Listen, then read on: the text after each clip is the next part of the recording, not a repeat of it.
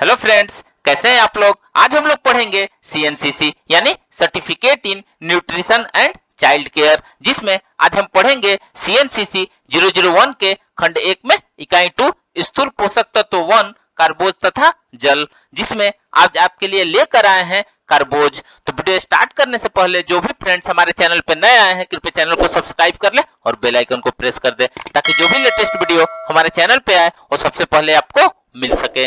तो आइए ज्यादा टाइम को न किल करते हुए चलते हैं अपने टॉपिक पर।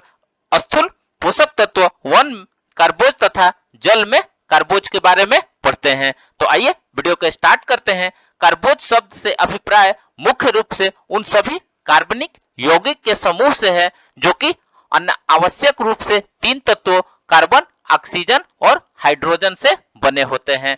तत्व तथा कार्बनिक शब्दों से यहाँ क्या तात्पर्य है, यदि आप इनके विषय में नहीं जानते हैं तो हम इसके बारे में आपको बताते चलेंगे। वनस्पति से प्राप्त खाद्य पदार्थों में कार्बोज काफी मात्रा में होता है। इनमें कार्बोज मुख्यतः शुगर, स्टार्च और फाइबर के रूप में होता है। सभी प्रकार के कार्बोज के कुछ मूल इकाइयों से मिलकर बने होते हैं। ग्लूकोज इस प्रकार की मूल इकाइयों का एक प्रमुख उदाहरण है और अन्य उदाहरण फ्रक्टोज और ग्लैक्टोज। हम जानते हैं कि शुगर, स्टार्च और फाइबर किस प्रकार एक दूसरे से भिन्न है। घर में इस्तेमाल की जाने वाली चीनी अथवा शक्कर में पाए जाने वाले कार्बोज का एक अणु केवल 2 मूल इकाइयों यानी ग्लूकोज तथा फ्रक्टोज से बना होता है। इसकी अपेक्षा स्टार्च एक बहुत बड़ा अणु है। यह ग्लूकोज की कई मूल इकाइयों से जुड़ने से बनता है। ग्लूकोज की इकाइयां आपस में जुड़कर श्रृंखलाएं बनाती हैं। श्रृंखलाएं सीधी या शाखा के रूप में हो सकती है, जैसे चावल, गेहूं, मक्का तथा टैपियोका स्टार्च की अधिकता वाले पदार्थ के उदाहरण है।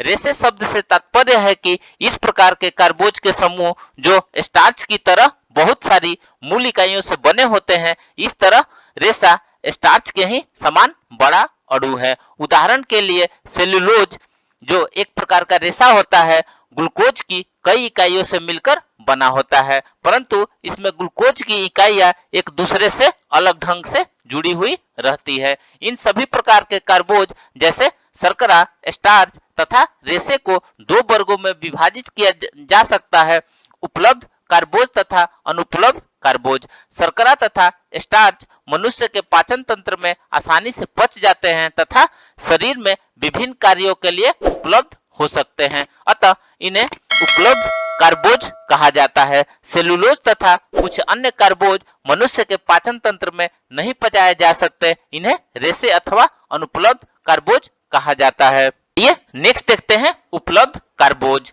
शर्करा और स्टार्च यानी कि उपलब्ध कार्बोज के खाद्य स्रोत, कार्यों तथा पाचन और शोषण के विषय में पढ़ते हैं, जिसमें सबसे पहले खाद्य स्रोत के बारे में पढ़ेंगे।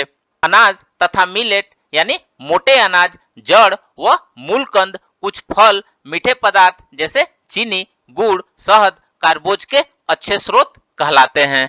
अनाज भारतीय दैनिक आहार का एक महत्वपूर्ण हिस्सा है, अतः कार्बोज का मुख्य स्रोत है। सभी अनाज जैसे गेहूं, चावल तथा मोटे अनाज जैसे ज्वार, बाजरा इत्यादि में स्टार्च काफी मात्रा में पाया जाता है। जड़ व मूलकंद जैसे आलू, टेपियोका, शकरकंदी, जिमीकंद, अरबी में स्टार्च पाया जाता है। फल जैसे आम, केला, चीकू में शर्करा के रूप में कार्बोज प्रचुर मात्रा में पाया जाता है। चीनी तथा अन्य मीठे पदार्थों जैसे शहद तथा गुड़ में 90% से 100% शर्करा पाया जाता है। यद्यपि दालों को कार्बोज का स्रोत नहीं माना जाता, फिर भी इसमें काफी मात्रा में कार्बोज पाया जाता है। हमारे दैनिक भोजन में दालें प्रोटीन का मुख्य स्रोत है। अब हम कार्बोज के कार्य के बारे में पढ़ते हैं। कार्बोज के कुछ निम्नलिखित कार्य हैं, जिसमें सबसे पहले देखेंगे ऊर्जा प्रदान करना। कार्बोज का मुख्य कार्य विभिन्न शारीरिक कार्यों के लिए ऊर्जा प्रदान करना है। 1 ग्राम कार्बोज से लगभग 4 किलो कैलोरी ऊर्जा मिलती है। प्रकृति में कार्बोज आसानी से उपलब्ध है, अतः यह ऊर्जा का सबसे सस्ता साधन है। हमारे भोजन से प्राप्त होने वाले कुल कैलोरी का 60 to 70% भाग कार्बोज ही प्रदान करता है। किलो कैलोरी से यहाँ यह तात्पर्य है कि किलो कैलोरी ऊर्जा को मापने की एक इकाई है। यह ऊर्जा की वह मात्रा है जो 1 किलोग्राम पानी का तापमान 1 डिग्री सेंटीग्रेड बढ़ाने के लिए प्रयुक्त होती है। ध्यान रखिए, पोषण विज्ञान में किलो कैलोरी तथा कैलोरी का ही एक अर्थ है। आइए नेक्स्ट देखते हैं, प्रोटीन को अन्य कार्यों के लिए मुक्त करना। यद्यपि शरीर में ऊर्जा की आवश्यकता को पूरा करने के लिए प्रोटीन का उपयोग किया जा सकता है, किंतु ऊर्जा प्रदान करना प्रोटीन का मुख्य कार्य नहीं है।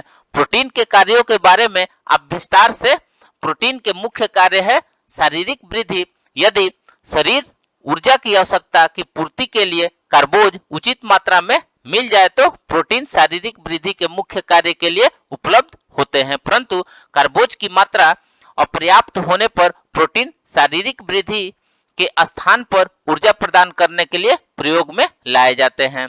कार्बोज के इस कार्य को प्रोटीन को मुक्त करने का कार्य कहते हैं। आइए तीसरा देखते हैं, वसा। आइए अब नेक्स्ट देखते हैं, वसा के उपयोग में सहायता करना।